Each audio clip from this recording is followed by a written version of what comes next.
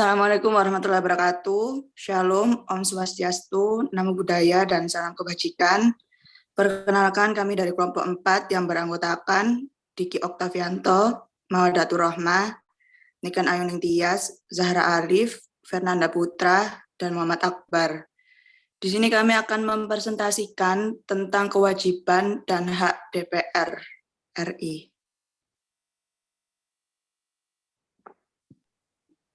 Yang pertama, kita akan membahas mengenai hak DPR. Apa itu program pembangunan daerah pemilihan atau DAPIL?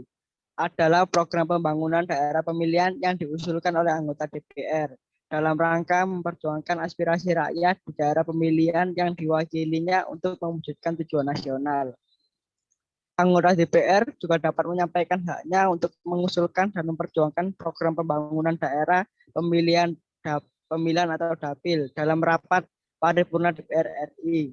Menurut Wakil Ketua DPR RI, Taufik Kurniawan, penyampaian hak mengusulkan dan memperjuangkan program pembangunan daerah pemilihan dari anggota DPR RI sebagaimana program pembangunan daerah dari anggota DPR RI mengusulkan dan memperjuangkan program pembangunan daerah pemilihan. Dalam prinsipnya, selama 1 menit diberikan kesempatan untuk disampaikan dalam rapat paripurna, yaitu paling lambat sekitar 1 hari sebelum rapat paripurna disampaikan kepada Sekretariat Jenderal DPR RI. Katanya saat memimpin rapat paripurna DPR pada Kamis tanggal 15 bulan 1 di Gedung Parlemen Jakarta. Sebagaimana telah disampaikan dalam forum lobby, dikatakan Taufik memperjuangkan program pembangunan daerah pemilihan anggota DPR RI, masih ada mekanisme yang diusulkan dan akan dibahas secara teknis lebih lanjut di dalam rapat Badan Musyawarah DPR bekerja sama-sama dengan Kesekjenan DPR RI. Langkah anggota Dewan Perwakilan Rakyat yang mengusulkan dan memperjuangkan program pembangunan di daerah pemilihan dinilai akan menggiring rakyat pada budaya politik pragmatis yang dikhawatirkan pemilihan anggota legislatif ke depan tidak lagi didasarkan pada kinerja dan rekam jejak calon, tetapi berdasarkan program yang pernah diusulkan anggota DPR yang bersangkutan. Karena hal tersebut, ada penolakan dari publik di internal DPR. Program untuk DAPIL juga masih diperdebatkan sejumlah fraksi. Meski mayoritas fraksi menyatakan setuju dengan program itu, hingga kini masih ada fraksi yang menolak dan belum menyampaikan setuju dengan program tersebut. Apa itu fraksi? Fraksi adalah suatu kelompok dalam Dewan Perwakilan Rakyat yang terdiri atas beberapa anggota yang sepaham dan sepemikiran, biasanya satu partai. Salah satunya adalah fraksi Partai Nasdem yang dimana penyampaian secara resmi penolakannya. Wakil Sekretariat Fraksi Partai Nasdem Supyadin Arya Saputra menilai program itu berpeluang menimbulkan penyelenggaraan penggunaan anggaran serta tidak sesuai dengan prinsip keadilan dan pemerataan pembangunan. Namun, menurut Wakil Ketua DPR Taufik Kurniawan mengatakan program pembangunan DAPIL bukan ditujukan untuk kepentingan DPR dan anggotanya. Namun, selain itu, program ini juga sudah disepakati dalam beberapa rapat paripurna dan tak ada yang menolak sehingga DPR segera menindaklanjuti dengan membentuk tim mekanisme program pembangunan daerah pemilihan. Mengapa pentingnya mengusulkan program pembangunan daerah pemilihan? Karena dalam banyak studi di dalam banyak negara, pembangunan dana aspirasi ini dapat disimpulkan lebih banyak menurut prinsip manfaat, keadilan, transparansi, dan akuntabilitas. Itulah dasar DPR mengajukan program pembangunan yang merupakan aspirasi daerah pemilihannya kepada pemerintah, dan DPR RI telah berkomitmen untuk juga dapat meningkatkan kecepatan dalam memberikan tanggapan atas surat pengaduan dan aspirasi masyarakat yang telah disampaikan ke DPR RI. Salah satu bentuk komitmen DPR RI adalah dengan meresmikan ruang layanan terpadu pengaduan masyarakat. Keberadaan layanan ini sangat diharapkan dapat mendukung rencana DPR RI mewujudkan parlemen modern. Aspirasi dan pengaduan masyarakat ke DPR RI dapat dilakukan melalui 3 cara yaitu secara online, SMS, dan dapat melalui surat atau datang langsung ke DPR RI. Contoh dari hak mengusulkan dan memperjuangkan program pembangunan daerah dalam perencanaan pembangunan desa. Seluruh lapisan masyarakat, tak terkecuali bagi masyarakat pedesaan, perlu melakukan penyesuaian dalam menghadapi situasi luar biasa ini.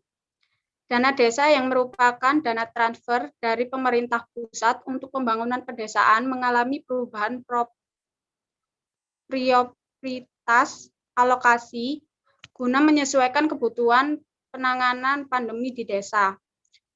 Penyesuaian tersebut dinilai dapat mempengaruhi keberlangsungan sejumlah agenda prioritas desa lain. Alokasi dana desa mengalami pengurangan sekitar 810 miliar sesuai persen 72 tahun 2020. Prioritas penggunaannya pun juga diarahkan untuk Satgas COVID-19, BLT dana desa, maupun program padat karya tunai desa. Selain itu, masyarakat di desa diharap dapat memanfaatkan berbagai stimulus usaha yang disiapkan pemerintah dalam program pemulihan ekonomi nasional PEN. Stimulus tersebut diantaranya berupa subsidi bunga kredit, peminjaman kredit, restrukturisasi kredit, bantuan usaha produktif, ultramikro, BPUM, bahkan kini pemerintah juga meluncurkan skema KUR Supermikro bagi debitur dengan plafon kredit maksimal 10 juta. Pentingnya mengusulkan dan memperjuangkan program pembangunan daerah adalah untuk meningkatkan kualitas dan menyediakan berbagai layanan masyarakat maupun daerah itu sendiri secara berkelanjutan, agar pertumbuhan ekonomi, daerah, dan pendapatan masyarakatnya dapat terus meningkat, sehingga mampu memenuhi atau mencapai kesejahteraan masyarakat dengan baik, serta pemberdayaan baik itu kekayaan alam maupun manusia dapat dimanfaatkan dan ditingkatkan secara optimal. Juga untuk memajukan suatu infrastruktur di suatu tempat agar daerah tersebut tidak tertinggal dengan daerah lainnya yang sudah memiliki infrastruktur yang lebih lengkap. Argumen memilih hak mengusulkan dan memperjuangkan program pembangunan daerah menurut kelompok kami adalah setuju karena hal ini sangat penting untuk mencapai kesejahteraan masyarakat, memajukan negara, dan memajukan suatu infrastruktur setiap daerah. Dewan Perwakilan Rakyat atau dengan sebutan DPR merupakan institusi penting dalam suatu negara. DPR memiliki peranan fungsional dalam kehidupan berbangsa dan bernegara.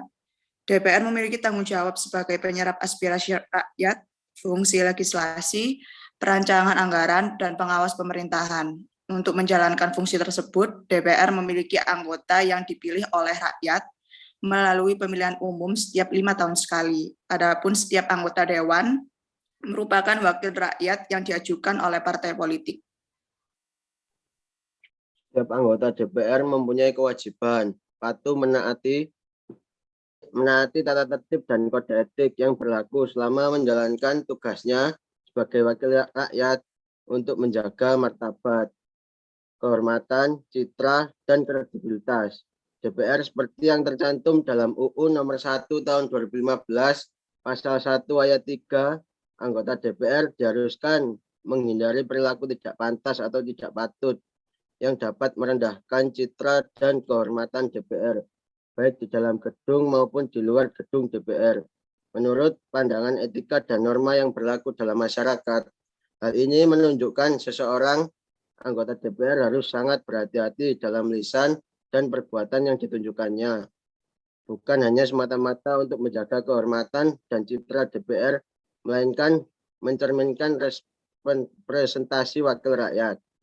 Penegakan hukum dan pengawasan dalam pelaksanaan kode etik di internal DPR merupakan realisasi pengawasan publik yang diatur dalam peraturan DPR. Keberadaan lembaga ini sangat diperlukan karena teori dasar perwakilan terkait dengan kontrol masyarakat. Jika ada pengaduan pelanggaran etika dan moral akan digelar dan proses pengadilannya pun sudah disepakati dalam peraturan. Hal ini berbeda jika persoalan hukum sebagai objek pelaporannya, karena ranah pengadilannya juga berbeda. Substansi pasal-pasal yang menjerat pelanggarannya sangat bervariasi. Di antaranya pelanggaran tata tertib administrasi, tertib menjalankan tugas dan kewajiban, peradilan etika dan moral ini dibentuk agar perwujudan prinsip-prinsip kepemerintahan yang baik dan benar dapat diterapkan oleh legislator sesuai harapan Undang-Undang Dasar Negara Kesatuan Republik Indonesia dan peraturan perundang-undangan yang terkait. Dalam upaya penegakan kode etik, Dewan Perwakilan Rakyat pada tahun 2004 dibentuk Badan Kehormatan DPR atau BK DPR, yang kemudian diganti menjadi Mahkamah Kehormatan Dewan Hasil Revisi UU MD 3. MKD merupakan sebuah alat kelengkapan tetap yang memiliki tugas menegakkan kode etik dan salah satu bentuk perwujudan tanggung jawab moral anggota Dewan Perwakilan Rakyat kepada rakyat. Pembentukan MKD merupakan tanggapan atas sorotan publik terhadap kinerja buruk sebagian anggota DPR. MKD bekerja berdasarkan beberapa undang-undang, surat keputusan, dan tata tertib DPR RI yang memberlakukan sanksi sebagai tindakan yang tepat dalam mengawasi etika anggota Dewan bila melakukan pelanggaran terhadap kode etik dan tata tertib DPR RI atau hal-hal yang berhubungan dengan penyalahgunaan kekuasaan atau abuse of power.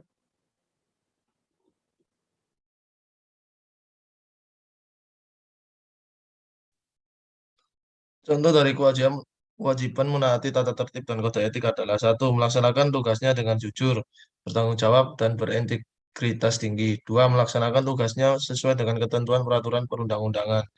3. Menjaga kerahasiaan yang menyangkut kebijakan negara. 4. Tidak menyalahgunakan informasi internal negara, tugas, status, kekuasaan, dan jabatannya untuk mendapat atau mencari keuntungan atau manfaat bagi diri sendiri atau untuk orang lain. 5. Memberikan informasi secara benar dan tidak menyesatkan kepada pihak lain yang memerlukan informasi terkait kepentingan kedinasan. Pentingnya menaati tata tertib dan kode etik adalah dalam pasal 1/6 Undang-Undang Republik Indonesia Nomor 18 Tahun 2011 tentang perubahan atas Undang-Undang Nomor 22 Tahun 2004 tentang kondisi yudisial. Kode etik atau pedoman perilaku adalah paduan dalam rangka menjaga dan menegakkan kehormatan, keluhuran, martabat, serta perilaku dalam menjalankan tugas profesinya dan dalam hubungan kemasyarakatan di luar kedinasan. Argumen memilih kewajiban dan menertibkan dan kode etik menurut kelompok kami adalah sangat penting karena etik merupakan pedoman tingkah laku atau aturan yang harus diikuti dan ditaati serta dengan jujur, bertanggung jawab dalam melaksanakan tugasnya. Sekian presentasi dari kelompok kami. Assalamualaikum warahmatullahi wabarakatuh.